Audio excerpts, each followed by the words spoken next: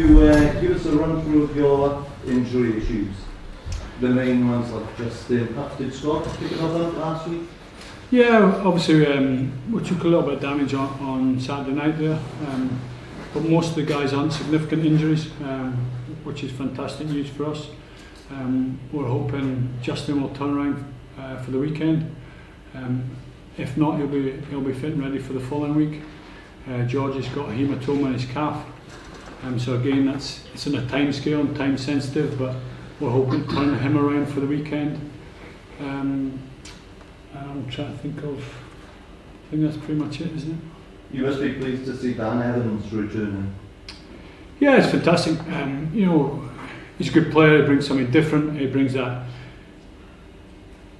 experience, that calming presence, in the back, and also too he's a great player with ball in hand, but he's got a left foot that can shift the game from 22 to 22. So yeah, delighted he's back and available for this weekend. And I guess you're pleased to see the gent next to you. Alun Wyn's been in and around training the last couple of weeks, and you can see the difference he makes in the group. You know, he holds people to account, and we're looking forward to that leadership being reintegrated. Alan, how are you? How's it going? How's the recovery been? It's been okay. A bit frustrated. I'm not to feature sooner. It's funny, a couple of growing issues, a few other things flared up from a load point of view on return to training, but hopefully get the nod this weekend and can feature. I think however difficult it is being injured, it's not as difficult as the boys. The period the boys have found themselves in, albeit we're all in it together. Just hopefully I can come back and put my oar in the water and help things go forward. And just with the groin, it's one of those niggling things, isn't it? It's frustrating, you can see everything. Yeah, I know, apparently it's common in athletes, I use that term loosely on myself, but I think it's a load thing. I think in 2015 I had a couple of load issues post World Cup, and it's not the same sort of thing, but it's just load related, and like I say, frustrated, but hopefully I can put my oar in the water, like I say. You haven't played since November the 1st. What's that period been like in terms of frustration? Also having a bit of rest that you had. When did you come back from Japan? Well, I had time off that was already agreed, and then I was probably put in more doing rehab and stuff than I would have liked in that time off. But like I say, the focus is to get back out on the field. It has been, and I guess I wouldn't be in here if it wasn't in contention. And in terms of how has it been for you in terms of watching? It's been a tough season, but haven't been able to be involved. I think having to watch from the touchlines, having been involved with this rugby entity for so long, obviously the results have been disappointing. As a team and organisation, we wear that together. I think I'm very proud though to see the group that we have. And the resilience that they're showing and they're trying to show, the way they're applying themselves, the way they're being accountable to you guys, to each other, and the values that they're showing. I think you could say that isn't replicated in other areas of our rugby entity at the minute. I'm saying that because I've been here longer than most. It comes to a point where you have to say that and be honest. I think there are guys that are doing everything they can and being questioned and answering those questions to you and trying to do it on the pitch. But again, there are probably other people that aren't being held to account in the organisation, and it's difficult to say that to you, but that's what I feel, having watched and been involved with Ospreys rugby so long. Who and what do you mean by that? I'm not going to name names, but I think there were eyebrows raised about recruitment and the squad that we've had and the success we've probably had in the past. There's paper over cracks, and that's not being derogatory to anyone. That's just being honest. When you go back through the annals and you hear about the new dawns and the things we're going to improve, and we don't, and we find ourselves where we are. And again, not being derogatory to any necessarily any individual, but I think there's a series of decisions and actions that probably haven't supported the rugby side of the business, quote unquote, as it should. As a senior player, have you raised those, and is it something that you think? Yes, there's a forum. There's been, I captained the side for quite a few years, to see Justin the way he's doing it at the minute and the ability he has, not only as a rugby player but as a person, and he's trying to do it. I think Dan Liddy did it at the start of the year. You know, it is difficult when you try and give that feedback, and you just want to reaction. There are actions and reactions. I just think sometimes we can be less reactive. And do you think, are you confident going forward that some of these issues might be addressed? Hopefully. I think, like I say, that's the positive point of having a forum. Whether it falls on deaf ears or not is the question.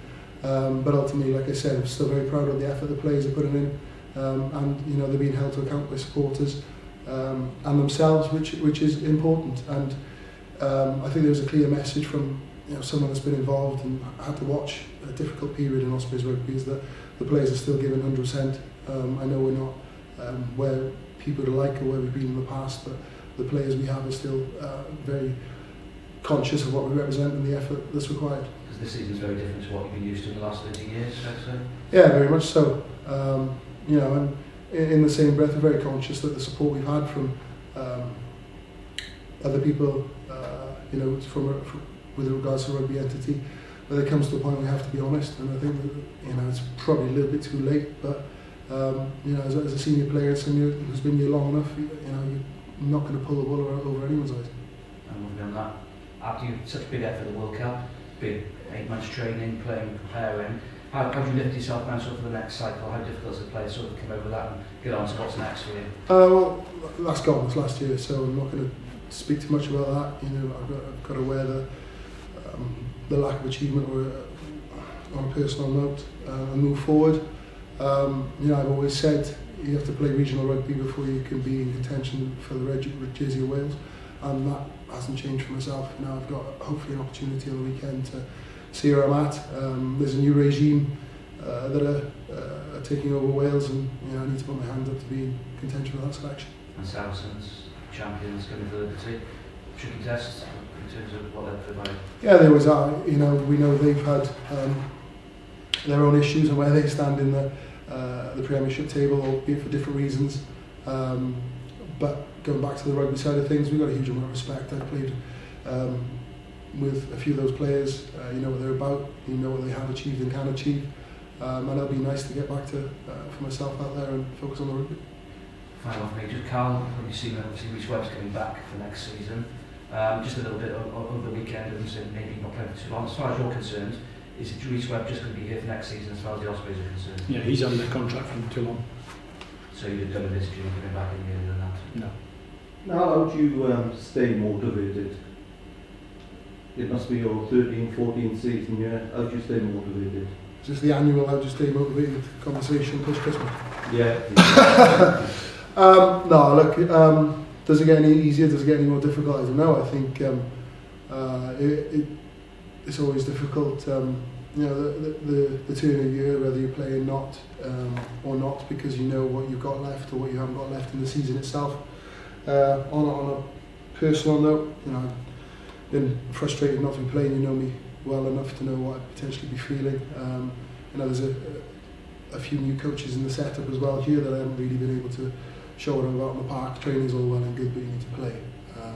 And like I said, I've still got the desire to play more rugby. It's just I've got to get out there. Carl, Saracens, what's you're trying to get out of the losing streak? It's difficult with them coming to the Liberty. Yeah, it is. They're a world-class club side.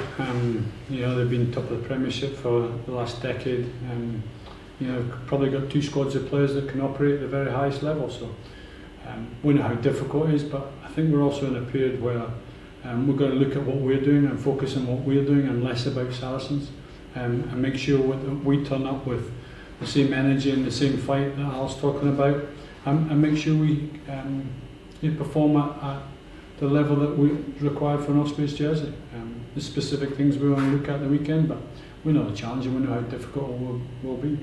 How do you approach these last 2 games? Obviously you're out of the competition in terms of how do you approach them ahead of a little break before the next round of games? It's about looking at our processes and what we do.